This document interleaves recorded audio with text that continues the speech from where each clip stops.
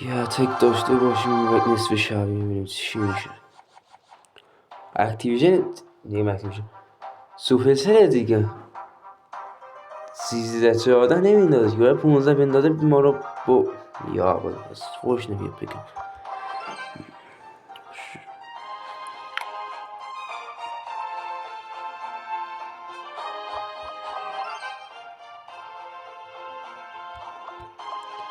ای از اون هست که میگه باید حیف فرو کنم.